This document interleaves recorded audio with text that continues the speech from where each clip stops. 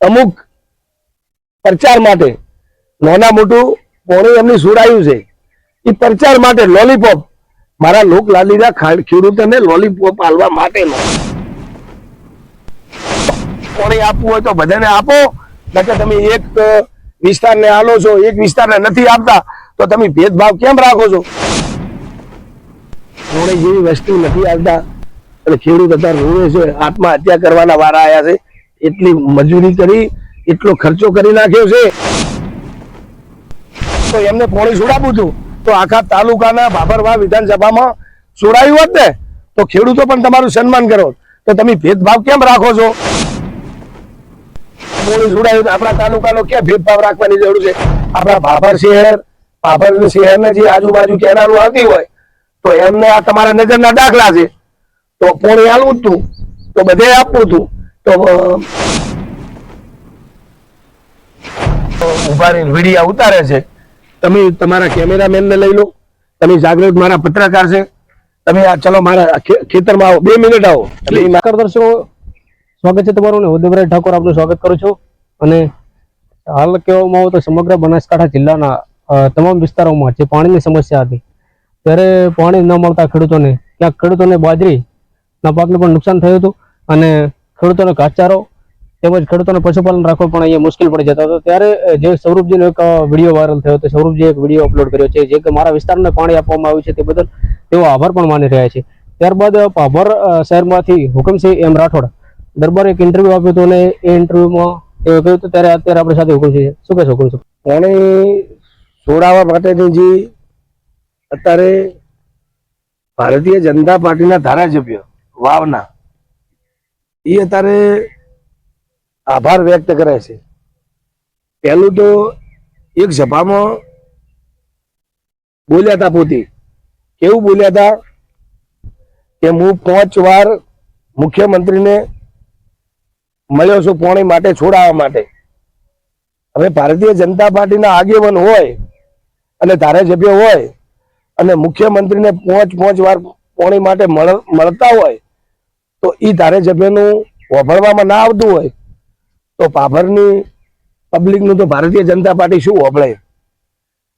પછી એના પછી અગાઉ એમની એક વિડીયો વાયરલ કર્યો ભારતીય જનતા પાર્ટીના ધારાસભ્યએ કે પોણી બાબતે કે મારી વાવ ભાભર મત વિસ્તારને કે મેં મુખ્યમંત્રીને રજૂઆત કરી અને પોણી છોડાયું છે. એમ અમુક ધારાસભ્યોને અભિનંદન પાઠવે છે, જિલ્લાના પ્રમુખના અભિનંદન પાઠવે છે, માજી સંસદ સભ્યના અભિનંદન પાઠવે છે. એમને પહેલું તો એક ઈશારે ભાભર વાવ વિધાનસભાને એક ઈશારે એમના ધારાસભ્ય હોય ને સરકારના તો એક ઈશારે ઈ આખા ભાભર વાવ વિધાનસભાને આખી કેનલો ભરી દેવી પડે છે. તો ઓમની જે અમુક પ્રચાર માટે નાના મોટું પોણી એમની સુડાયું છે એ પ્રચાર માટે લોલીપોપ મારા લોક લાલીના ખેડૂતોને લોલીપોપ આલવા માટેનું.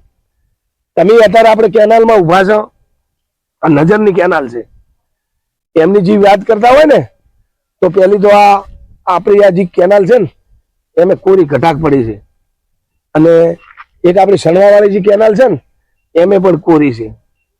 અત્યારે ભારતીય જનતા પાર્ટીની જે સરકાર છે ને તો એમને અગાઉ 4 મહિના ઉનાળામાં પોણી નતું આપવું ને તો મારા ખેડૂતોને કોઈ આપણે બાજરી વાવવાનો ખર્ચો કર્યો છે, કોઈ આપણે ટ્રેક્ટરની છેડવા માટેના ખર્ચા કર્યા છે, બિયારણના ખર્ચા થયા છે, બધા નાના મોટા એવા મારા ખેડૂતોના ભાભર તાલુકાના ખેડૂતોને એક આશા હતી કે ભારતીય જનતા પાર્ટી 4 મહિના નર્મદાનું પાણી આપશે તો એમને મારા ખેડૂતોને એમને ગુમરાહ કરી અને બરબાદ કરવા હતા ને તો એમને 4 મહિના પહેલું એમ કેવું હતું કે કોઈ વાવેતર કરશો નહીં અને 4 મહિના અમે ભારતીય જનતા પાર્ટીની સરકાર તમને ટેપું પણ પાણી આપવાનું નથી.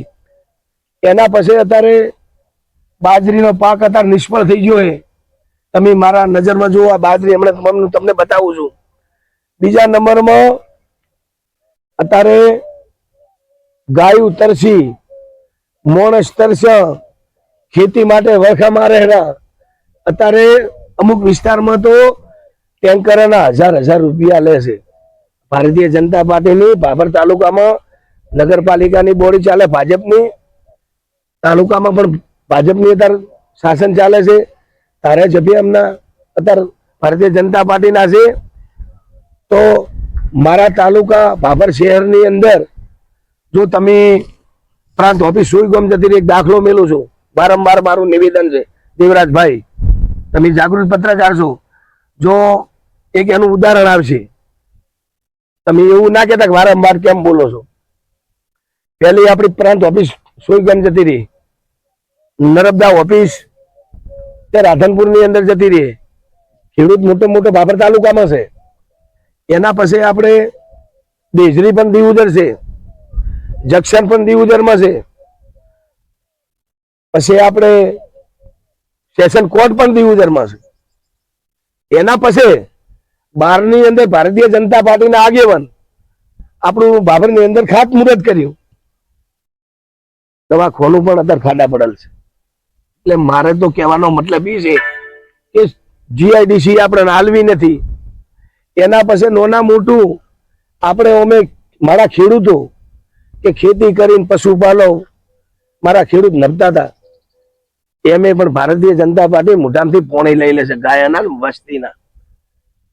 જીઆઈડીસી નથી હાલવી એમને. તો ભારતીય જનતા પાર્ટીના જે આગેવાન છે ને, હું વારંવાર બોલું છું, મારો તાલુકાને તળિયા ઝાટક કર્યો છે. તો છેલ્લી મારી માગણી એવી હતી કે તમે અમને જીઆઈડીસી આલો. હવે પોણી જેવી વસ્તુ નથી હાલતા અને ખેડૂત અત્યારે રોવે છે, આત્મહત્યા કરવાના વારા આવ્યા છે. એટલી મજૂરી કરી, એટલો ખર્ચો કરી નાખ્યો છે. તો હવે આપણને ભારતીય જનતા પાર્ટીના આગેવાન આપણા તાલુકે સિકર કે શહેરે શું બગાડ્યું છે.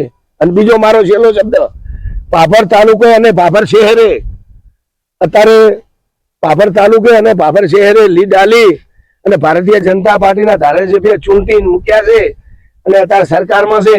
અને સરકારમાં છે 5 વાર મુખ્યમંત્રીને મળી અને આવા રજૂઆત કરવી છે.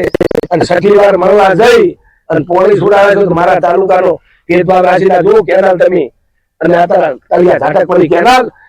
અત્યારે ખેડૂતને એવું હતું ભાભર તાલુકાને ભાભર શહેરની અંદર જાણે જ્ઞાનીબેન ધારાસભ્ય હતા ને, તાણે એને એમ હતું કે જ્ઞાનીબેન તો વિરોધ પક્ષમાં છે, એ તે પત્ર લખે એટલે એમનું કામ થતું નથી.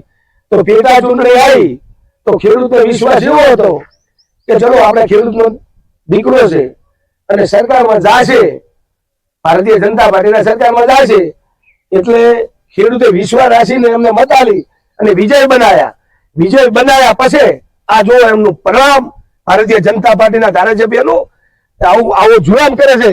ખેડૂતે વિશ્વાસ મૂક્યો છે તો એમને અત્યારે પોણી જેવી વસ્તુ નથી મળતી. ગાય ઢોર તરસે છે, આપણા બોર છે ને એ તળિયે જતા રહ્યા છે. તમે બનાસકાંઠાની અંદર એક ધોનેરા છે, ધોનેરાની અંદર ભરતની અંદર જોયા હો તારે પોણીથી એટલા વળખા મારે છે, એટલા ઊંડા જતા રહ્યા ને તળિયે, એ અત્યારે પોણી હારું કરીને અમુક વસ્તી તો મરી જાય રીતે.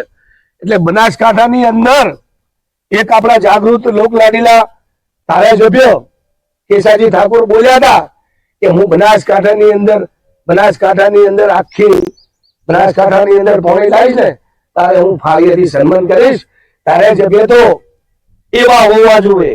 ખેડૂતે વિશ્વાસ મૂક્યો પાપરવાવ વિધાનસભાના ધારાસભ્યને, એનું પરિણામ તમારી સામે છે. આવો ખેડૂતો માટે લોલીપોપ આલે છે, ખેડૂતો માટે અત્યારે વિશ્વાસઘાત કર્યો છે. અમને એક એમનો તમે ઇન્ટરવ્યુ જોયું, ઇન્ટરવ્યુમાં એમ જ બોલ્યા છે કે ભાભર વાવ વિધાનસભામાં મેં મુખ્યમંત્રીને રજૂઆત કરી અને મેં પોણી છોડાયું છે. તો એમને પોણી છોડાયું તો આપણા તાલુકાનો ક્યાં ભેદભાવ રાખવાની જરૂર છે. આપણા ભાભર શહેરના જે આજુબાજુ કેનાલો આવતી હોય તો એમને આ તમારા નજરના દાખલા છે. તો પોણી આલવું હતું તો બધે આપવું હતું. તો ભાભર શહેરે તમને મત આપી અને લીડ આપી, આ એનું પરિણામ છે. આ ભાભર તાલુકાના ભાભર શહેરના શું ખેડૂતો હોય નથી? આ ભાભર શહેરની કેનાલો છે, ભાભર શહેરના ખેડૂતો છે, શું એમની મત નથી આપ્યા? વિજય નથી બનાવ્યા? 4200 ની લીડ આપી છે ભાભર શહેરે, આ એનું પરિણામ છે. એટલે જાગો મારા ખેડૂતો જાગો. ભારતીય જનતા પાર્ટી ગુમરાહ કરે છે. જિલ્લા પંચાયત આવશે, તાલુકા પંચાયત આવશે, એમને બતાવી દો અને જાણે ચૂંટણી આવશે ને ત્યારે તો તમારી જોડે આવશે, ખોળો પથરશે, બધું હારે કરવાના છે. એમને નાટક આવડે છે, એમને ગમે તે નાના મોટું ઇસ્યુ કરે એટલે એમનો પ્રચાર કરવાનો છે. ખેડૂતો દલાલી બનેલા ભારતીય જનતા પાર્ટીની. અને બીજું ઉદાહરણ આપું કે એક બેટા અત્યારે એવું કહે છે કે મારી જે બનાસ ડેરી ચાલે છે અને દૂધ ભરાવે અને માલામાલ થઈ જાય. માલામાલ ક્યાં થયા છે? મહિને 30,000 નું દૂધ ભરાવે છે. કોઈ આગેવાનના ઉછીતા લે, કોઈ પાપડીની બોરી લે, એમ કરીને અહીંયા જોડે તળિયા ઝાટક છે મારો તાલુકો. એટલે મને આવો વિશ્વાસ છે કે અત્યારે દેવરાજભાઈ ભારતીય જનતા પાર્ટીને તાર તો એવું લાગશે કે કેનાલમાં ઉભા રહીને વિડીયા ઉતારે છે. તમે તમારા કેમેરામેનને લઈ લો, તમે જાગૃત મારા પત્રકાર છે, તમે આ ચલો મારા ખેતરમાં આવો, 2 મિનિટ આવો. એટલે મારા એક બાબર તાલુકાના જાગૃત પત્રકાર છો. ભારતીય જનતા પાર્ટીને અને સરકારને ધારાસભ્યને એવું ના લાગવું જોઈએ. આ તમે નજરના દાખલા છે, જો અત્યારે કેટલી બાજરી મળી રહી છે અને તમારા નજરના પણ આ દાખલા છે.